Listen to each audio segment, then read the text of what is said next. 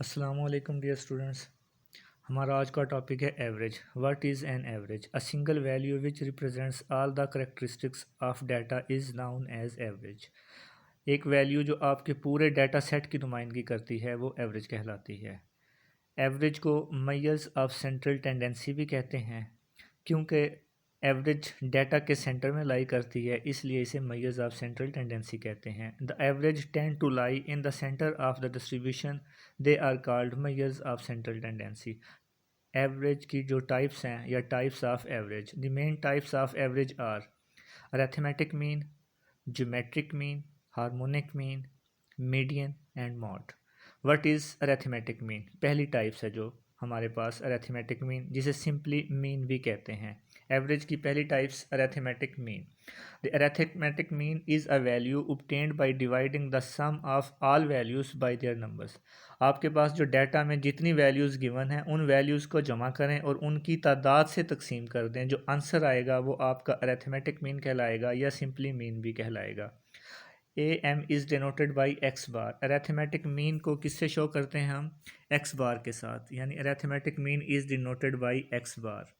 इसमें हमारे पास दो टाइप्स के फार्मूले होंगे। हमारे पास एक होगा हमारे पास अनग्रुप डाटा के लिए और एक होगा ग्रुप डाटा के लिए। तो हमारे पास जो अनग्रुप डाटा के लिए फार्मूला होगा वो होगा X bar is equal to sum of X over N, यानी हम X bar is equal to sum of X over N.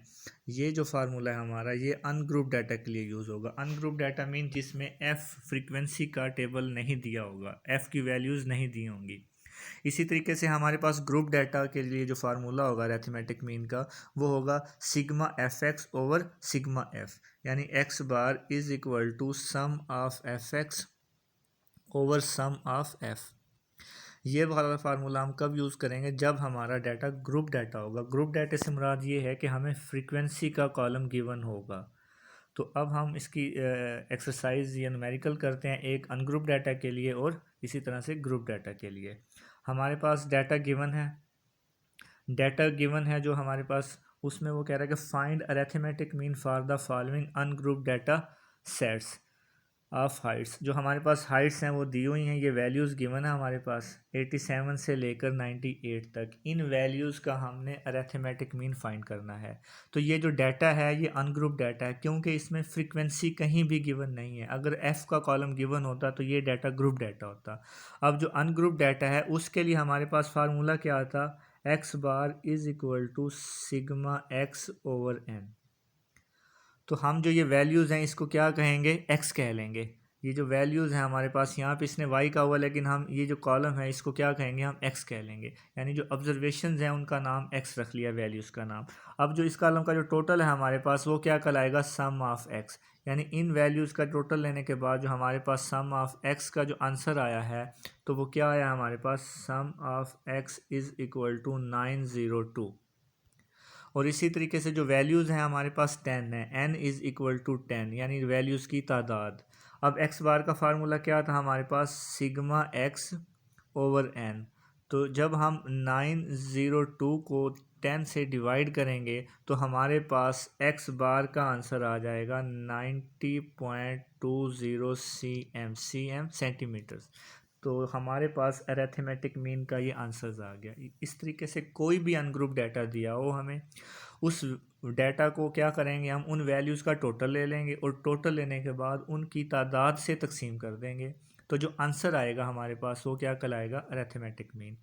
इसी तरीके से हमारे पास एक और एग्जांपल गिवन है जिसमें हमारे पास उसके दो पार्ट्स हैं, एक ए पार्ट्स एक बी पार्ट्स। तो पहले हम डिस्क्रीट डाटा का अरिथमेटिक मीन निकालना देखते हैं। Calculate arithmetic mean of the following frequency distribution. तो इसमें हमें क्या दिया हुआ है जी? एक्स का कॉलम गिवन है और एफ़ का कॉलम गिवन है। तो हमने एक्स का कॉलम और एफ़ के कॉलम की मदद से एफ एक्स का कॉलम बनाया। वो कैसे बनेगा? एक्स वाले कॉलम को एफ़ वाले कॉलम से मल्टीप्लाई कर देंगे तो हमारे पास एफ एक्स का कॉलम बन जाएगा।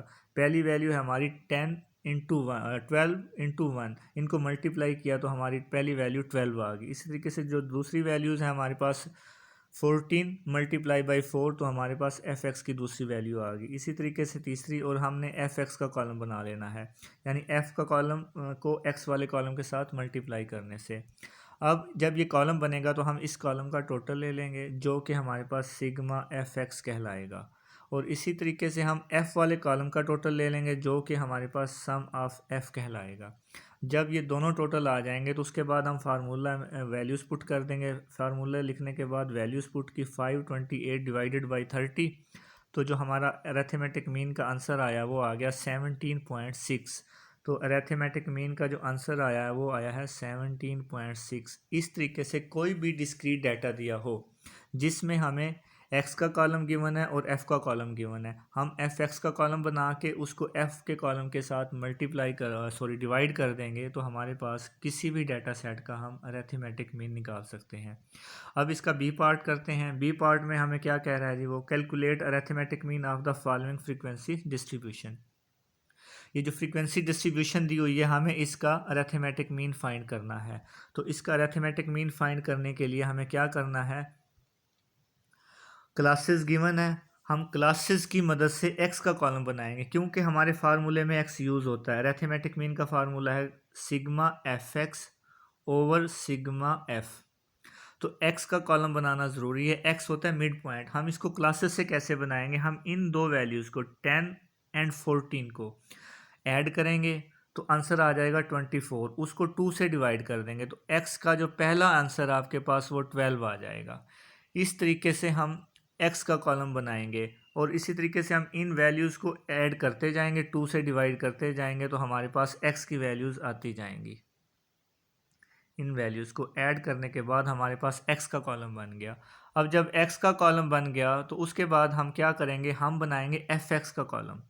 अब fx का कॉलम कैसे बनेगा, जैसे हमने प्रीवियस एग्जांपल में किया है, x वाले कॉलम को f वाले कॉलम के साथ मल्टीप्लाई कर देंगे। तो f की पहली वैल्यू 2 है और x की पहली वैल्यू 12 है। 2 मल्टीप्लाई बाई 12 तो fx की पहली वैल्यू आ जाएगी 24।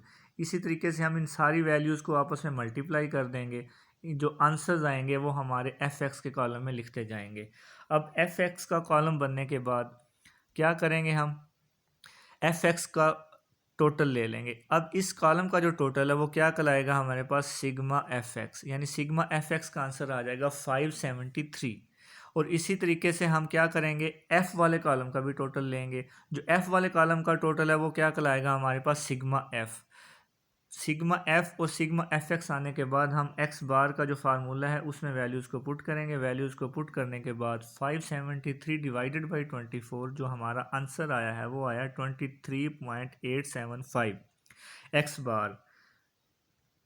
तो ये हमारा आंसर एक्स बार का आ गया। इस तरीके से कोई भी डाटा गिवन हो जिसमें क्लासेस दी हुई हों और फ्रीक्वेंसी का कॉलम दिया हो तो हम उसका अरिथमेटिक मीन आसानी से फाइंड कर सकते हैं। उसके लिए हमें क्या करना होगा, एक्स का कॉलम बनाएंगे। एक्स के कॉलम बनाने के बाद एफ़ और एक्स के कॉलम को मल्टीप्लाई करेंगे तो एफ एक्स का कॉलम बन जाएगा। फिर एफ एक्स का टोटल लेंगे तो वो सिग्मा एफ एक्स, और इसी तरीके से एफ़ वाले कॉलम का जो टोटल होगा वो सिग्मा एफ़ का लाएगा। इनको आपस में डिवाइड करने के बाद हमारे पास एक्स बार का आंसर आ जाएगा। तो स्टूडेंट्स, हमारा लेक्चर इसके साथ आज का ख़त्म होता है। ओके, अल्लाह हाफिज़।